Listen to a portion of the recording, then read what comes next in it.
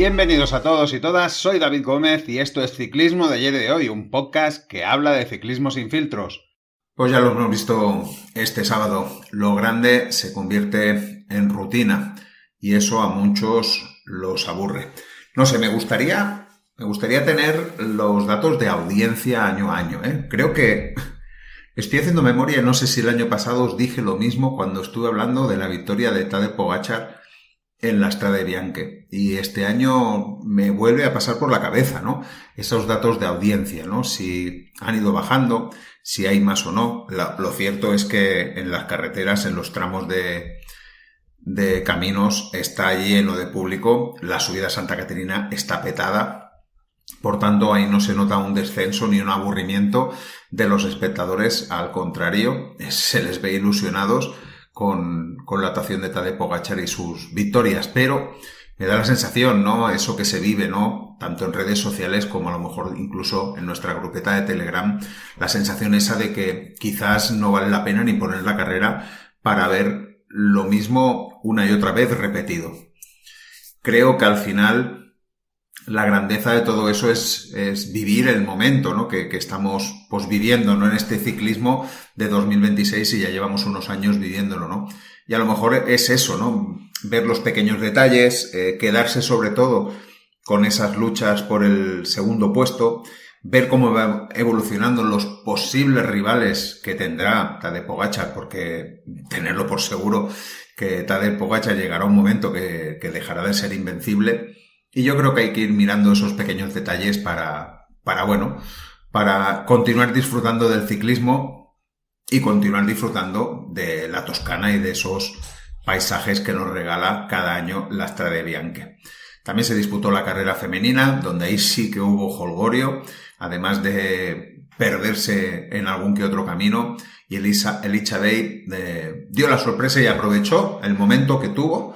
Es decir, cuando Denny Bollerin deja de tener posibilidades de ganar la carrera, FDG, que ya sabéis que se quiere hacer grande y una de las noticias que hay esta semana es que está buscando hacerse aún más grande, pues aprovechó y pudo ganar con Elisa Bey. Han habido más carreras, han pasado más cosas, de todo ello os hablaré después. Y también en las noticias hay una variedad un tanto extraña porque no hay ninguna noticia así que sobresalga mucho.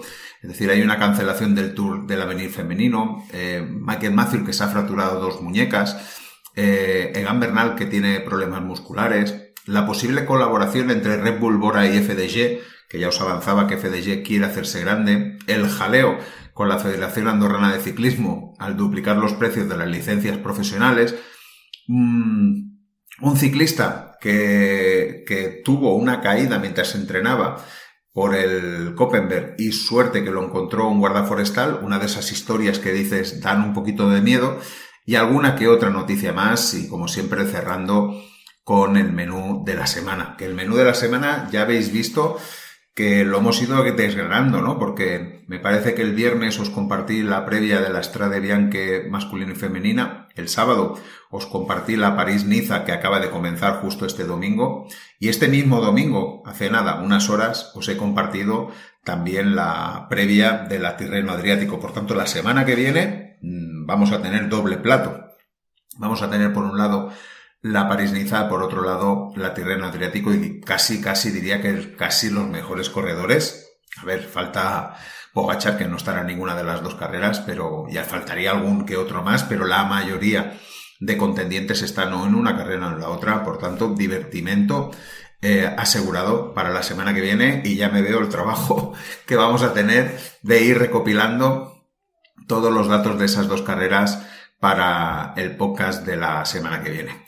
Y antes de comenzar, os quisiera pedir ya desde este momento vuestro like, por si luego os olvidáis, y ya sabéis que ayuda muchísimo a que este podcast tenga mucha más difusión si al final ven un like y ven mucha gente que ha pasado por este podcast. Por tanto, os lo agradezco ya y si queréis, me vais dejando un like y comenzamos.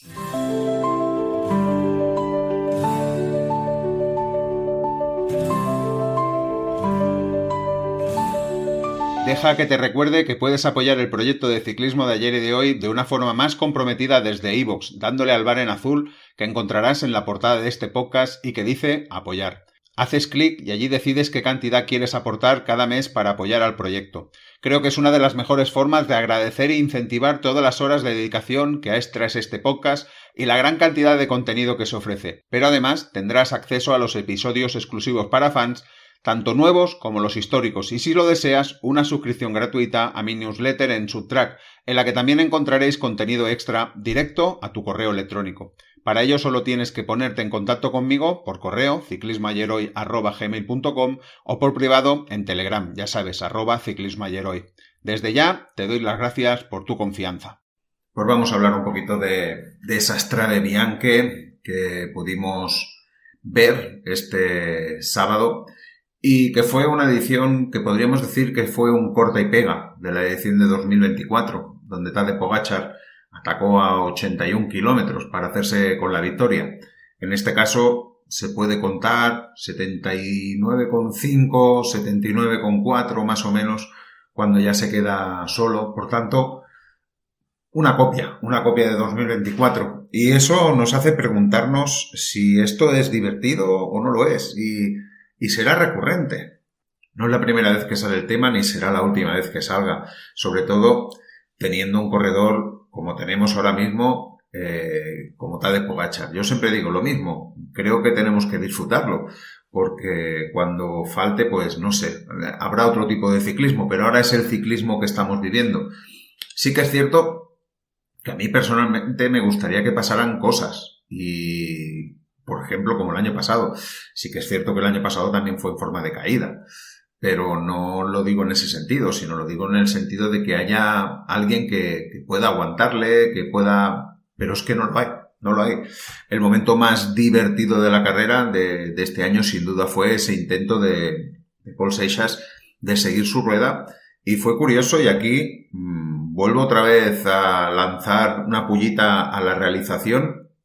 Nos perdimos ese momento. Es decir, justo en el momento en que Pol Seixas está a nada, tocando casi rueda con rueda, se puede decir que casi lo tenía cazado a Pogačar. Estamos hablando de a falta de 78,5 kilómetros. Hacen un cambio de plano y en el siguiente cambio de plano vemos a Pol Seixas ya a 20, 30, 40 metros por detrás. ¿Qué pasó en ese momento?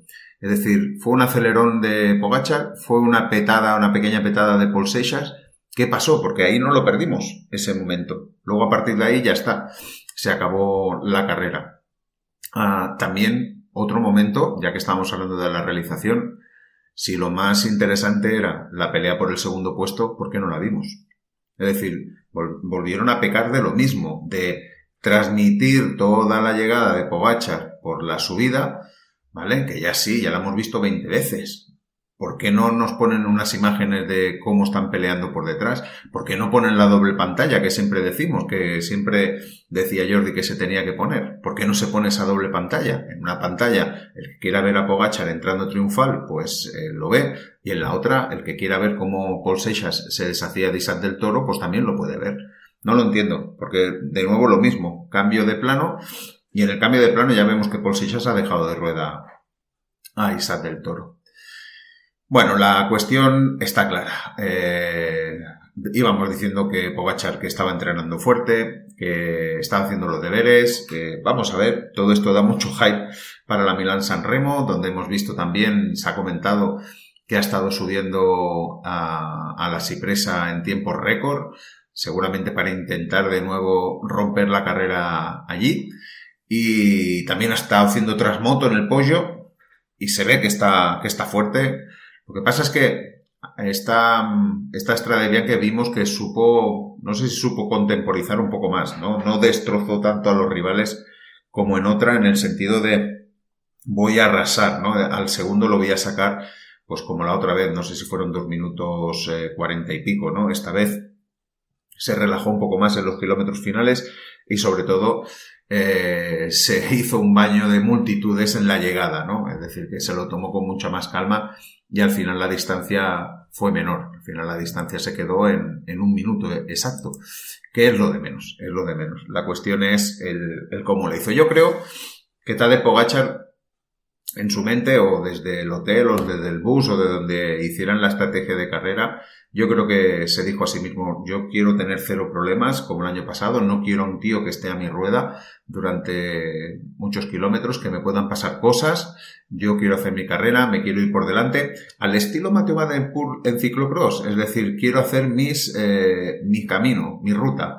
mi senda, ¿no? Y si me pasa algo, pues tener tiempo para poder rectificar, poder levantarme de la bici y poder continuar. Y yo creo que al final, en definitiva, eso es lo que sucedió en la carrera, ¿no? Llegando a Monte Saint-Marie, pues ya vimos UAE a tope, destrozando el pelotón, destrozándose a sí mismos, pero es que claro, teniendo a Isaac del Toro, teniendo a Jan Christen y teniendo otros muchos corredores como, pues no sé, Florian Vermeersch, que también hizo su trabajo, o los que hicieron anteriormente el otro trabajo, pues la verdad es que pocas palabras quedan.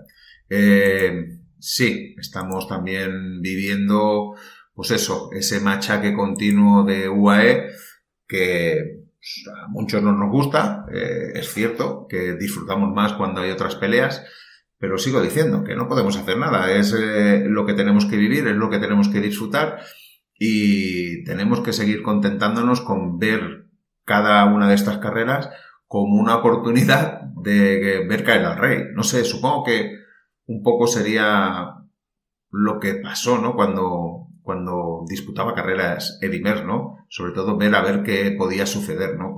Con ese Eddy Merckx imbatible, ¿no? Ahora mismo parece Tadej Pogačar que no hay nadie que le pueda llegar a su altura.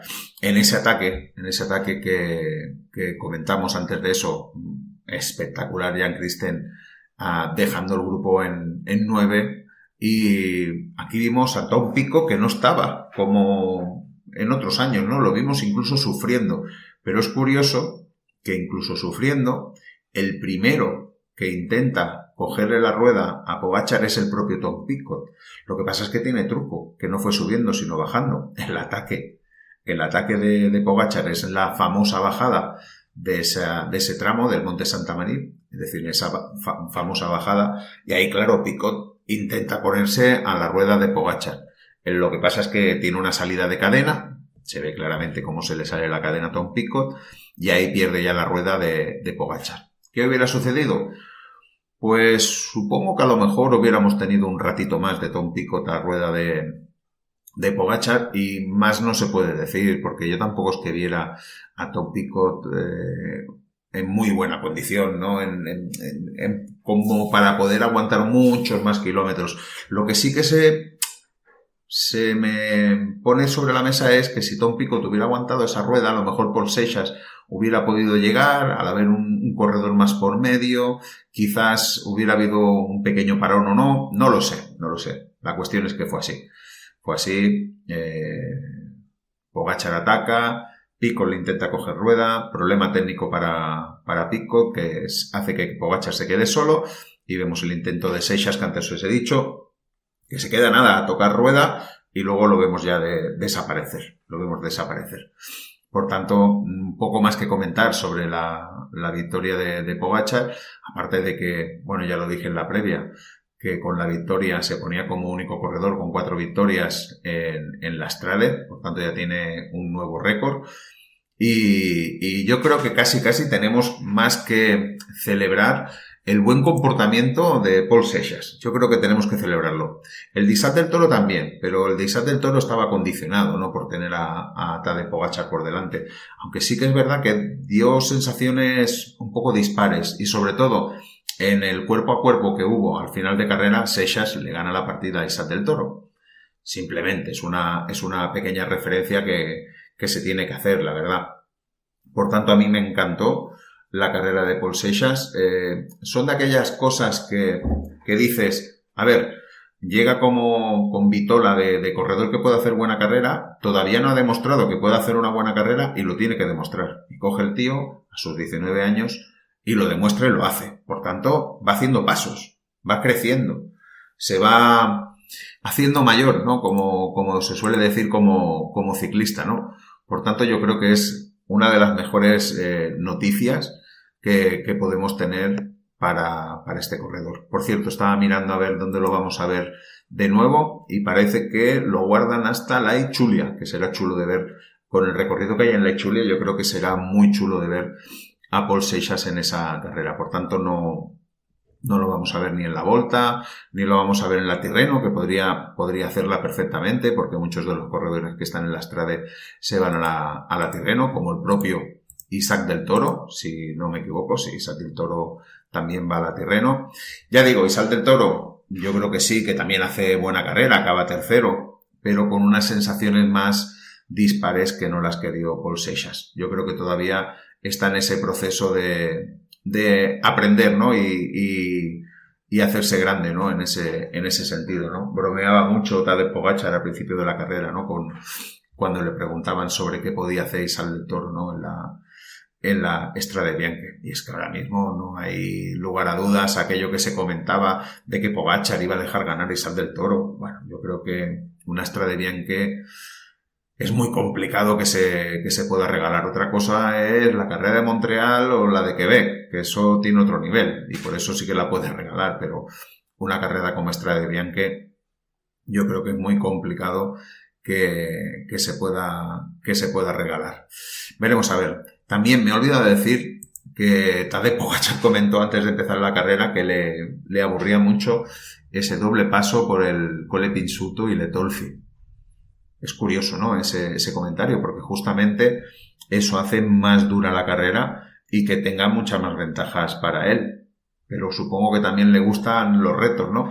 Sí que es cierto que para la organización, ya lo comentamos el año pasado, creo que fue el año pasado cuando se hizo el cambio, hace 3 años, no sé, no lo recuerdo bien, pero si no, me perdonaréis.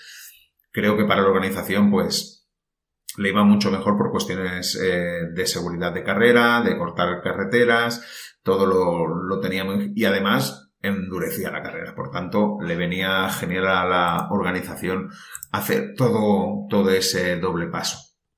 Tadej Pogačar, Seixas, Isaac del Toro. Luego hubo un grupo de peleones donde estaba Romain Grégoire. Me gusta también que Romain Grégoire haya hecho cuarto y esté en esta pelea. Gianni Vermans, que me parece que le vendrá muy bien ese cambio de equipo a Red Bull Bora.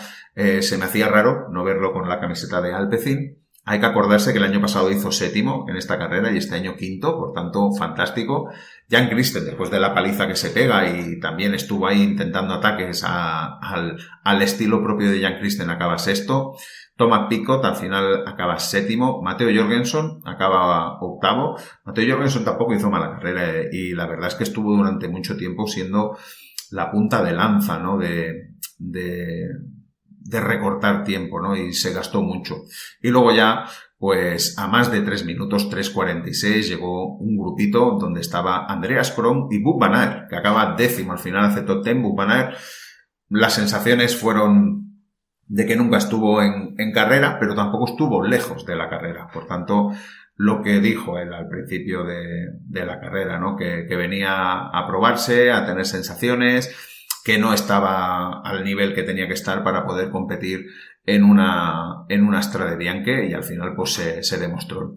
Jordan Lambroche, que está haciendo también muy buen inicio de carrera, el corredor del Decathlon, acabó en la posición 11 y aquí tenemos a Ben Healy, que también lo vimos pegando 4 chepazos allí intentando pues recortar tiempo cuando ya era bastante imposible porque justo en los momentos importantes ya estaba fuera de lugar. Mejor español de la carrera, otra vez, como no, Pello Bilbao. Lo que pasa es que esta vez no hizo un top 10, sino que se quedó en la posición número 18 a 7 minutos. Es decir, que son tiempos, como siempre decimos, esta carrera es brutal, aunque no lo parezca decir, lo parece, es brutal y los tiempos parecen de etapa del Tour de Francia.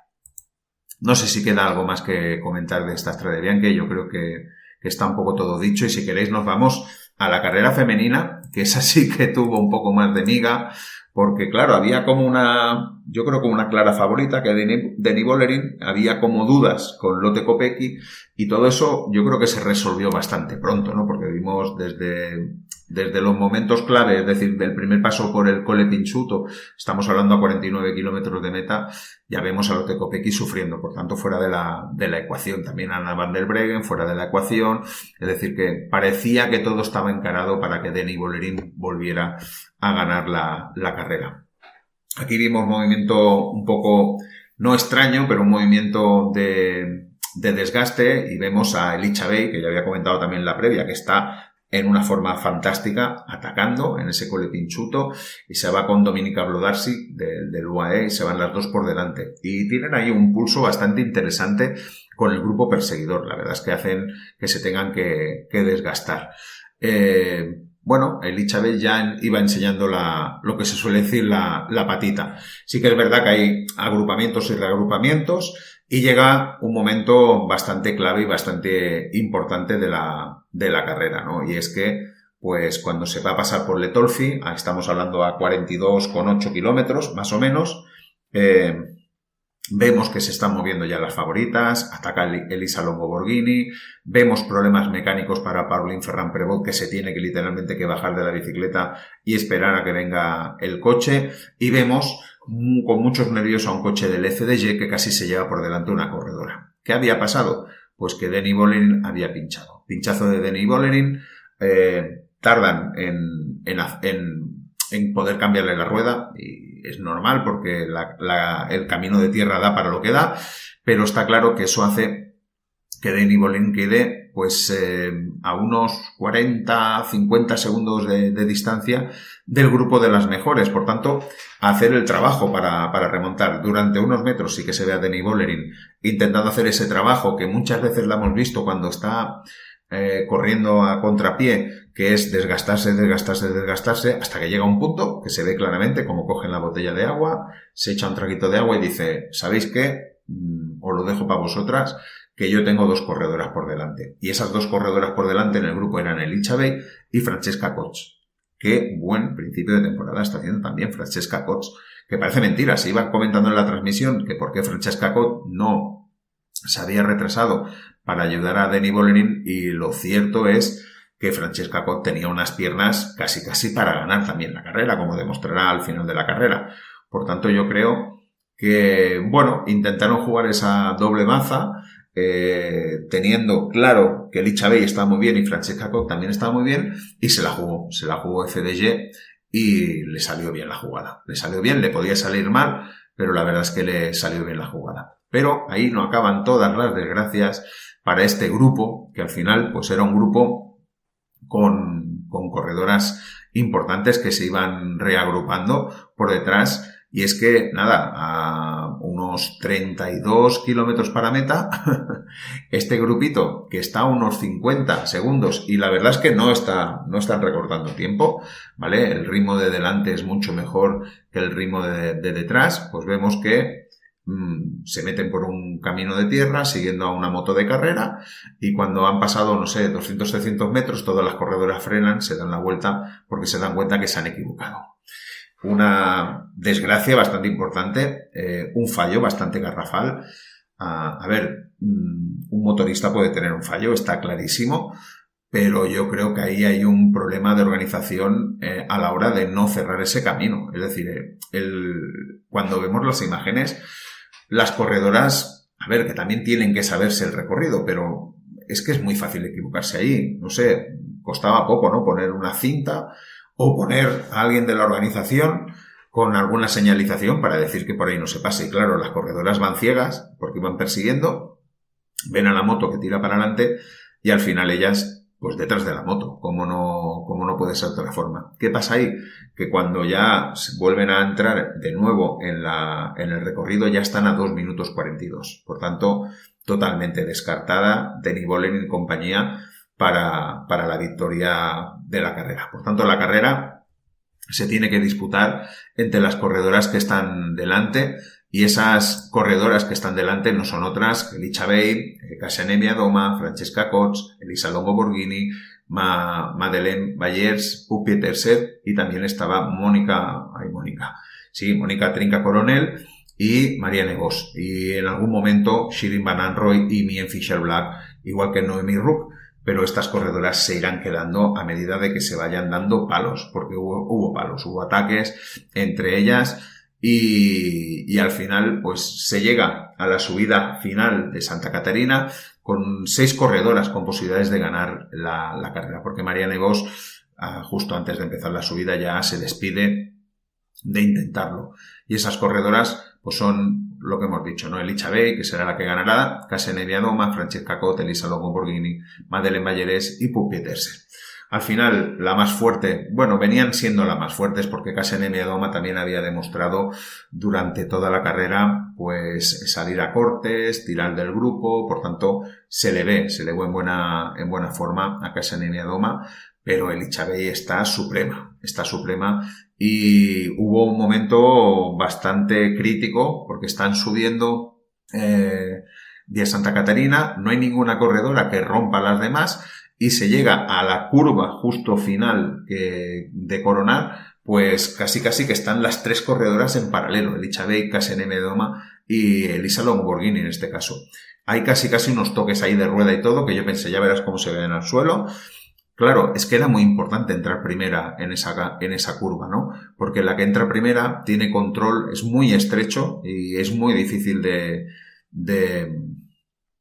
poder adelantar. Kasen Viadoma lo consigue, pero Elitxa Bey es mucho más rápida que ella y le hace, pues eso, le come la siguiente curva y entonces no tiene nada que hacer porque Elitxa Bey es mucho más rápida que Kasen Viadoma. Por tanto, victorión para Elitxa Bey, Kasen Viadoma, que vuelve a coleccionar un nuevo segundo puesto y Francesca Cot se sube al podio en la 3ª posición.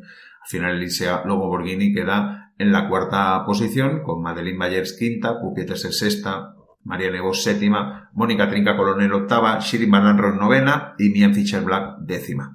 ¿Dónde acabará Vollering? Pues Vollering acabará en un grupito a 6:15, donde llega con Anna van der Breggen, con Paula Blasi, que estuvo, la verdad, peleando con ella misma por no quedarse del grupo, con Justine Guequier y con Kimberly Lecour. Ahí llegan estas corredoras a la meta. Mucho más atrás llegará pues Pauline y las demás favoritas de la carrera.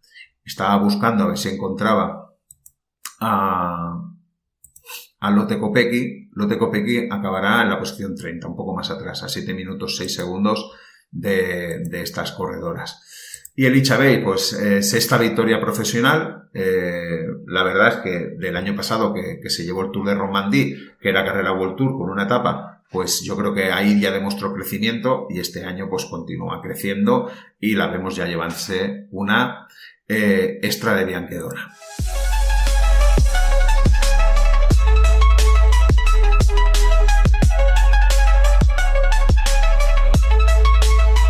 Estamos ya en momento de grupeta, en momento de noticias, unas noticias un tanto así rarunas y por eso comienzo por alguna que diréis, pues a lo mejor no tiene tanta importancia, pero es que todas más o menos están a un mismo nivel. Por tanto, comienzo con esta, con la cancelación del Tour de l'Avenir FEMS 2026. Otro palo, ¿no? Otro palo que se le da a las carreras sub-23. Y es que esta carrera los organizadores han decidido cancelar, la que debía ser la 4ª edición, argumentando que el pelotón femenino sub-23 no está lo bastante estructurado ni es lo bastante numeroso para que la carrera cumpla su objetivo de descubrir talentos, porque muchas de las mejores corredoras jóvenes ya corren habitualmente en las pruebas World Tour o incluso en el Tour de Francia FEMS antes de llegar aquí. El año pasado el 18% del pelotón que corrió el Tour de l'Avenir había corrido ya al máximo nivel. La decisión no significa el fin del proyecto, sino una pausa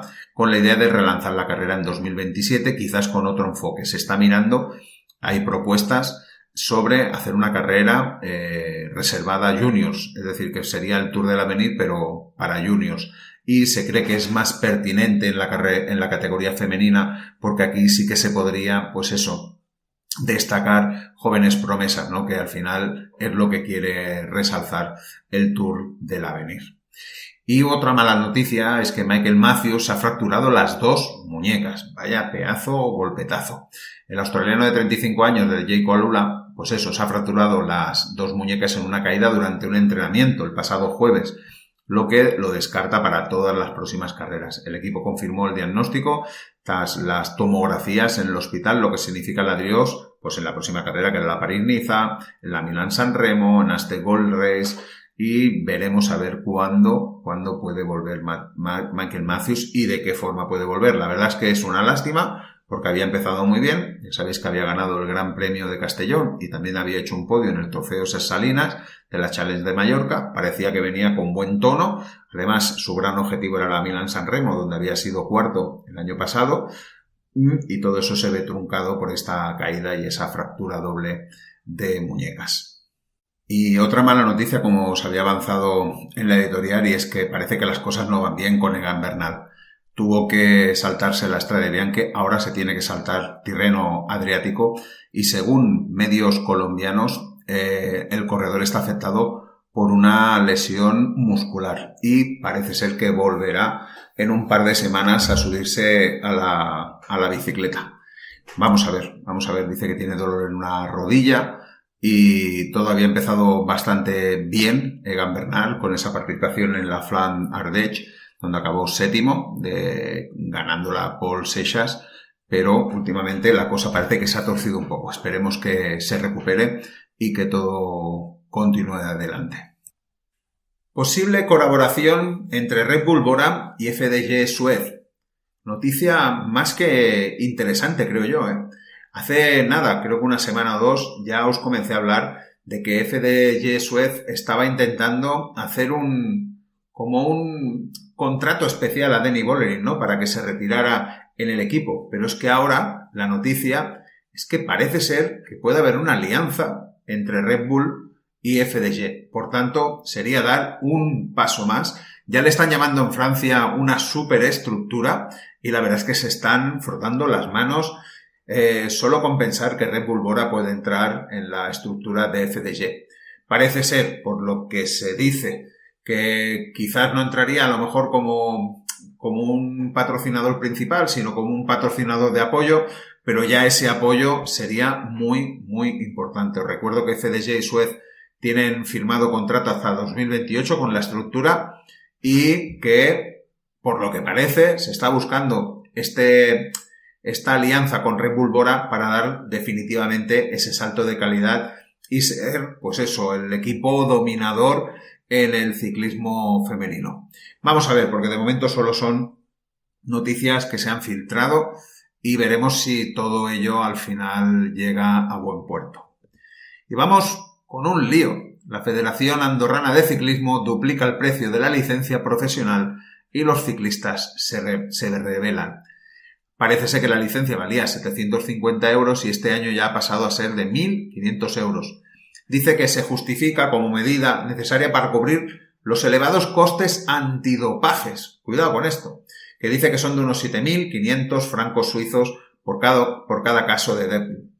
Y que la pequeña estructura federativa de ciclismo andorrana no puede asumir sin ese ingreso extra de los más de 100 ciclistas profesionales que residen en el país. La decisión ha desatado la rebelión de los corredores. Menos de la mitad han tramitado aún la licencia y encabezados todos ellos por Carlos Verona, quien criticó la falta de transparencia, diálogo y alternativas, como fraccionar pagos o mejorar la ejecución de avales previos, además del cambio reciente de exigir un depósito de 8.040 euros, reembolsables solo 3 años después de la residencia de Andorra o si te retiras como ciclista. Verona, que se presentó como interlocutor de los pros y propuso colaboraciones para el ciclismo base, lamenta sentirse ninguneado por una federación que prioriza sanear sus cuentas sobre apoyar a quienes generan gran parte de su presupuesto, aunque reconoce el diálogo abierto con la Secretaría de Sports.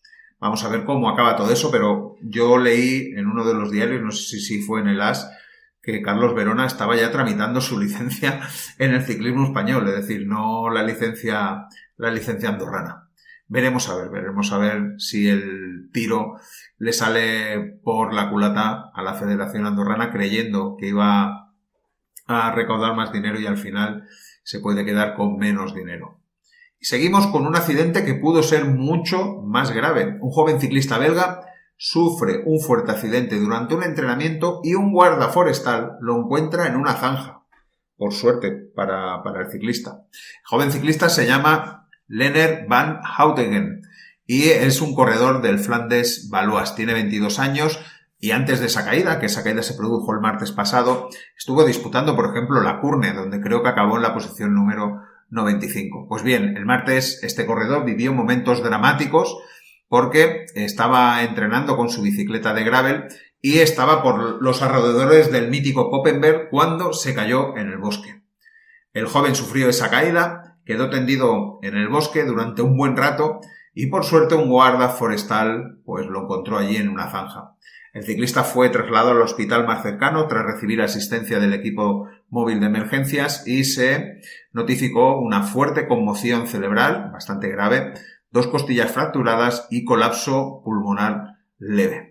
El corredor, pues nada, está en tratamiento en el hospital y esperemos que tenga una muy buena recuperación. Y la verdad, yo creo que se pegó un susto bastante importante porque no me quiero imaginar si no llega a pasar el guarda forestal y se lo encuentra allí tirado en la zanja. Y cerramos con una noticia de mercado y es que el corredor de Tudor, Rick Lumière, ha renovado su contrato con el equipo hasta 2029. Dice que el corredor que ni se lo ha pensado, que ha puesto su firma, que está muy a gusto con el equipo, que se siente muy bien.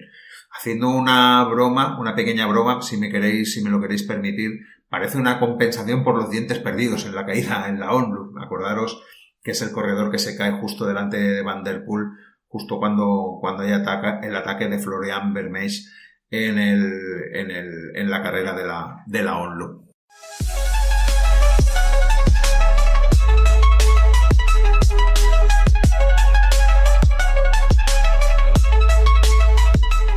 Estamos ya en otras carreras y se iniciaba la semana el lunes con Les Amis femenino.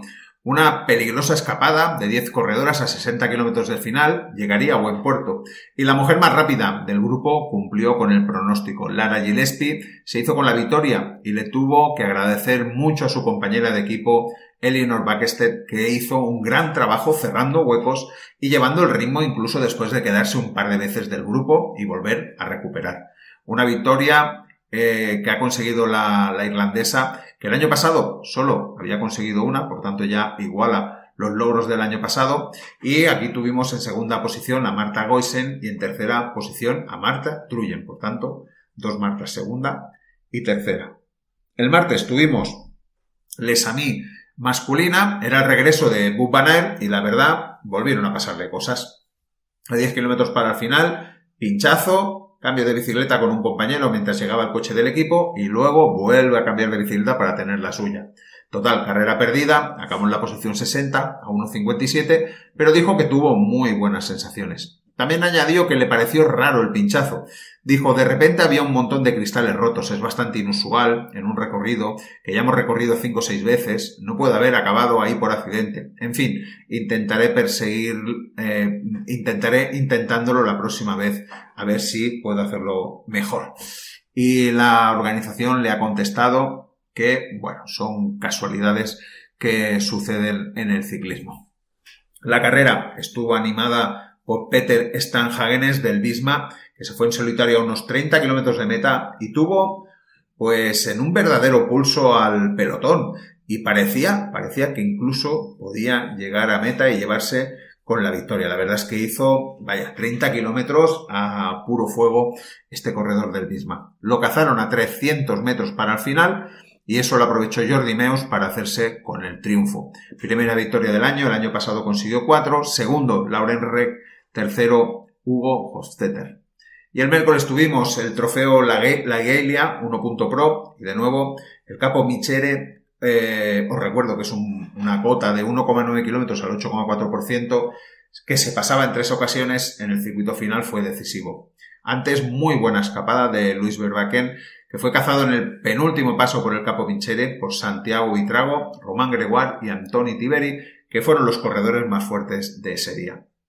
Curioso, pues parecía que Santiago Buitrago estaba trabajando mucho más en el grupo de 3 para Tiberi, pero cuando se llegó al último paso el ritmo de Buitrago fue superior y se fue en solitario para apuntarse la victoria. Primera victoria del año y espero que no le pase como el año pasado, que se apuntó 2 etapas de la Volta a la Comunitat Valenciana y la General, es decir, en febrero tenía ya 3 triunfos y no volvió a ganar.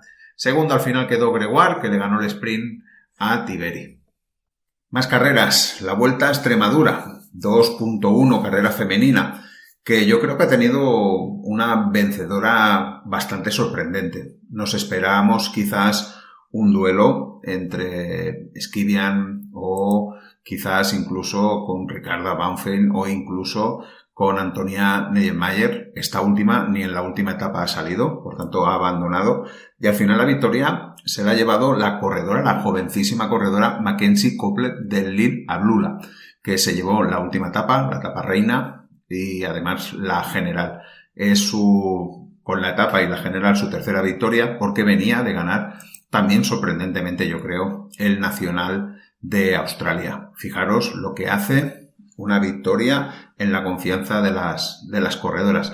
Tampoco es que se haya destacado esta corredora por ser una muy buena escaladora, aunque estuve viendo que en el Tour del Avenir había acabado en la posición 13 en la etapa de montaña, pero claro, es en el Tour del Avenir donde no están todas las mejores y acabar en la posición 13 tampoco te da muchas pistas de que aquí lo puede hacer. Pues la verdad es que hizo una muy buena tercera etapa esta corredora para llevarse la victoria general. Se la tuvo que disputar esa victoria con Lauretta Dixon, la de etapa, porque acabó Lauretta del FDG empatada con ella en esa etapa, y ya digo que las demás corredoras llegarían a 1 minuto 40.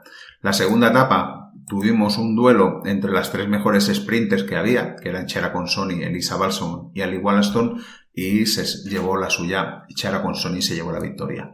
Y en la primera etapa, que hubo una crono, pues no falló. Zoe Bäckstedt se lleva la etapa, y aquí sí que tenemos en cuarta posición la que sería ganadora de la carrera, Mackenzie Copeland, que hizo una muy buena crono, quedándose a solo 20 segundos de Zoe Bäckstedt. Por tanto, eso es lo que dio de sí la Vuelta a Extremadura. También tuvimos otra carrera femenina, que es el Trofeo Oro in Euro, y es una carrera 1.1 con un circuito, pues eso, 106 kilómetros, con un circuito final de 22, donde se tenía que subir 2 veces la Fortesa de 3,5 kilómetros al 5,3%, y aquí sí que ha sido un festival de UAE, porque, vaya, han hecho lo que se suele decir un 1, 2, 3, 4, es decir, han quedado las 4 primeras de UAE entre esas 4 primeras posiciones, y ahora estoy viendo que entre las 10 primeras luego han llegado 2 compañeras más. ¿Qué ha sucedido? Pues que 5 corredoras, en principio las más fuertes de esta carrera, se han escapado en el primer paso de la Fortesa. Esas son Elisa Longo Borghini, Carlin Swinkels, Dominika Brodalski, Silvia Persico y Puk Pieters, y la verdad es que menudo trabajo ha tenido Puk Pieters de luchar contra las 4. Era casi imposible que Puk se hiciera con este triunfo. Al final Elisa Longo Borghini ha tirado de experiencia y conocimiento de la carrera, ha atacado en el segundo paso por la Fortesa, se ha ido en solitario y ha ganado la carrera. Segunda, Katrin Swinkels, que ya había ganado el año pasado y que quedó segunda hace 2 años, por tanto, una carrera que se le da muy bien. Dominika Brodalski, tercera, Silvia Persico, cuarta, por tanto, las 4 primeras del UAE, y quinta, Puk Pietersen. La otra del UAE sería Paula Blasi, que acabó novena, y Erika Manaldi, que acabó en la 10ª posición. Y se ha disputado la primera etapa de la París-Niza, y ha sido una primera etapa donde se ha acabado al sprint, y ha habido un par de caídas, la verdad, y tenemos que esperar a ver los tiempos, porque en el momento que estoy grabando todavía no se han puesto a cero los marcadores. Lo que sí que sabemos es que la victoria ha sido para Luc Lamperti del UAE, por delante de Vito Brahe y Orlis Aurlar, que ha acabado en la 3ª posición. Ya sabéis que durante toda la semana estará la París-Niza, y que de ella os informaré la semana que viene.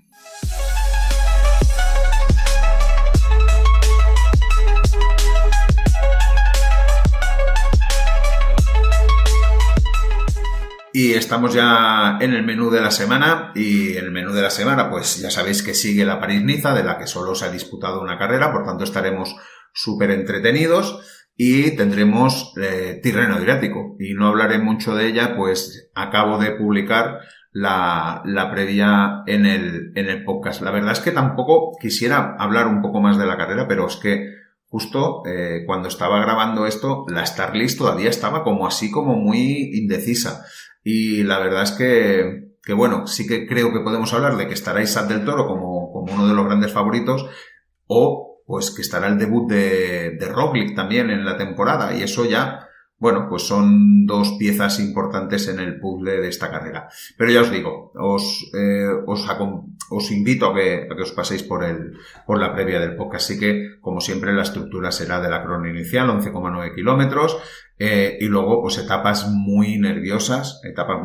No hay un gran puerto de montaña donde se vaya a decidir la carrera, sino que yo creo que es el conjunto de etapas donde hay algunas con tipos muros, subidas cortas con mucho porcentaje, y yo creo que eso es lo que, va a definir y decidir la carrera. El año pasado, si lo recordáis, el ganador fue Juan Ayuso.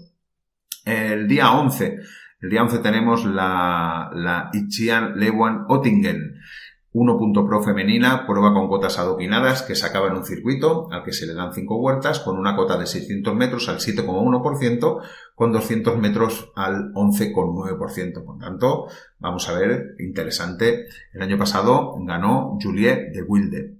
El día 15 tenemos el trofeo Alfredo Binda, que es una carrera World Tour femenina, recorrido duro, con un circuito final que se le dan 5 vueltas con 2 cotas. Casale, de 800 metros al 7,8%, y Orino, de 2,9 kilómetros al 4,5%, coronándose esta última a 8 kilómetros del final. Es una carrera que siempre da alegrías, aunque el año pasado, con el férreo control que tuvo SD Works, hubo alguien que se aprovechó de ello, y fue Elisa Bálsamo. No os extrañe que fue Elisa Bálsamo la que se llevó la carrera.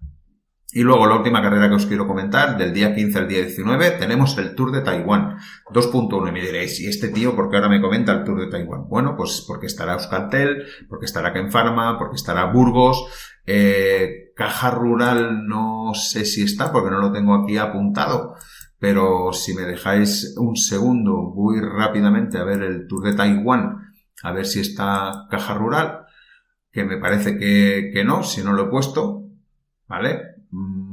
Caja Rural, no está Caja Rural.